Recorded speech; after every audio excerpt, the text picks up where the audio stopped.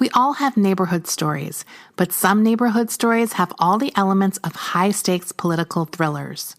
Some even make us think, how did that even happen there? That's the case with the story at the heart of The Sellout, Smokescreen Podcast's latest season. The twisting plot centers on Jose Huizar, who grew up in a working-class Latino neighborhood in Los Angeles. He rose up the political ranks but became mired in corruption scandals. There are iffy land deals, shady companies, big money, and an FBI investigation. Check out this clip here. So, there used to be this big event that happened once a year in downtown LA, and it was called Night on Broadway. Broadway cuts right through the middle of downtown.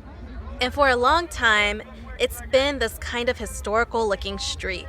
It's got a ton of theaters with their original vintage marquees. For Night on Broadway, the theaters would open up to the public with free shows. And no matter where you looked, you'd see these posters with a very familiar face on them. Here's Raquel Zamora. And his name was everywhere, like Jose Huizar, Night on Broadway, Jose Huizar, and his picture was everywhere. Jose Huizar, the city council member for this one district in Los Angeles, CD14, he grew up in a neighborhood called Boyle Heights, right across the river from downtown LA. Huizar was the first Mexican immigrant elected to LA City Council. He was known for being charismatic, a bit narcissistic, and eventually for alleged corruption. Huizar was out here cuddling up with developers and multinational real estate corporations. They were living it up and selling out the hood as the rest of us were left to fend for ourselves, and had real implications of basically his sleaziness. In 2008, Huizar hatched a plan to restore Broadway to its former glory or whatever. At that time, Broadway was pretty much the only part of downtown that was in CD14. And he was kind of obsessed with it. Totally nostalgic for what it used to be. Broadway was the mecca for shopping for Latinos, including myself as a kid. This is actually Huizar talking about Broadway in an interview he did in 2015 with Neon Hum executive producer Shara Morris.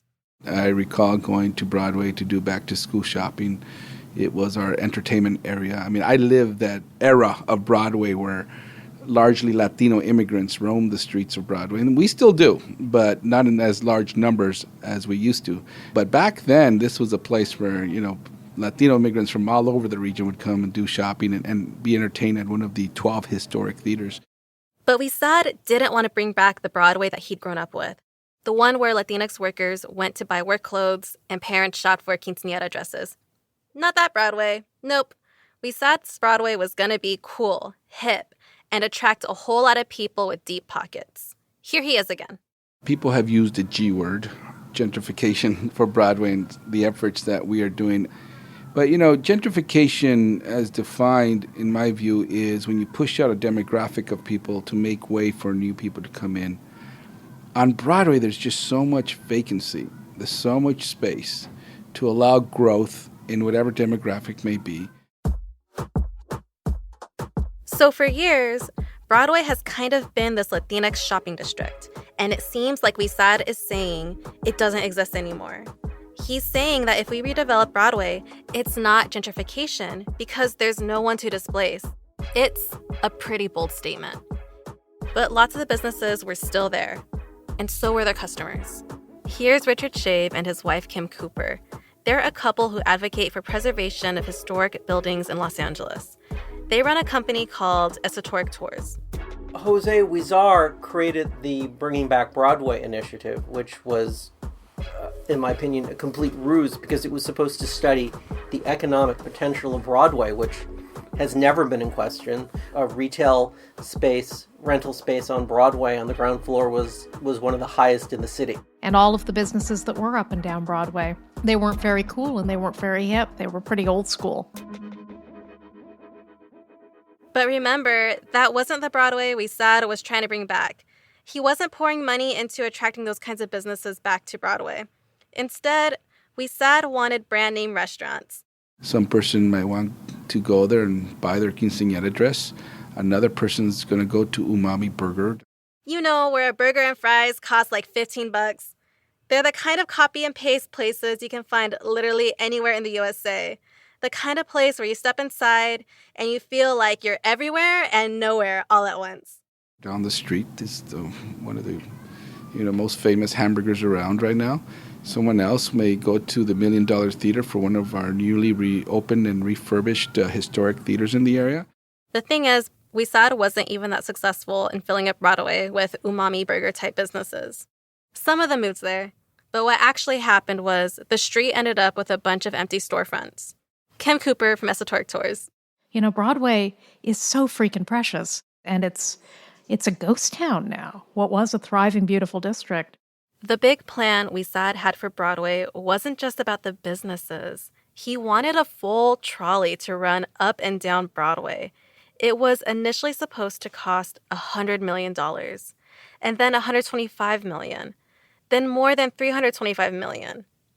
It would have been a big project. They were basically gonna have to rip up a busy downtown street. It was baffling to a lot of people. Oh my God, that dumb, stupid money racket Broadway trolley thing with all the problems in LA and everything that needs to be done. Let's build a trolley in a part of LA nobody goes to. Are you effing kidding me? Yeah, so that's Zumadog. He was kind of a watchdog for the city council back around 2010. He wasn't the only one asking questions. Lots of people at the time didn't understand why, considering all the problems downtown was facing, why Broadway needed this shiny new toy. It might be because it was the kind of attraction that WeSad hoped would convince rich people to move to Broadway. Actually, the plan was for a developer to partially finance the trolley. A company called Shenzhen Hazens agreed to donate $750,000 to the trolley and threw in about $500,000 to bringing back Broadway itself. The donations were a part of an agreement with the city to get the developers 2 skyscrapers built. That agreement was legal. One way for big projects to get built is for developers to donate some money to a city project or city-approved charity. Tit for tat. But there's another way to get big projects built in Jose WeSad's downtown Los Angeles. Bribery. Shenzhen Hazens allegedly did that too. And soon, the FBI was gonna be onto them. FBI agents left Jose Huizar's office this afternoon with a lot of boxes, possible evidence. Former LA City Council member Jose Huizar has pleaded not guilty to charges alleging that he ran a multi-million-dollar real estate scheme right out of City Hall. I mean, for God's freaking sakes, he would run for office coming out in the charro outfit on a horse, like, the Messiah, of the Mexican people. But then we found out he wasn't the only criminal. So there's obviously a systematic issue here. Jose Huizar is nothing. Jose Huizar is the top layer of the epidermis of a cancer that goes to the bone. This is The Sellout. I'm Mariah Castañeda. Subscribe now. Hosted by Mariah Castañeda from Neon Hum Media and LA Taco. Subscribe and listen to Smokescreen, The Sellout, wherever you get your podcast.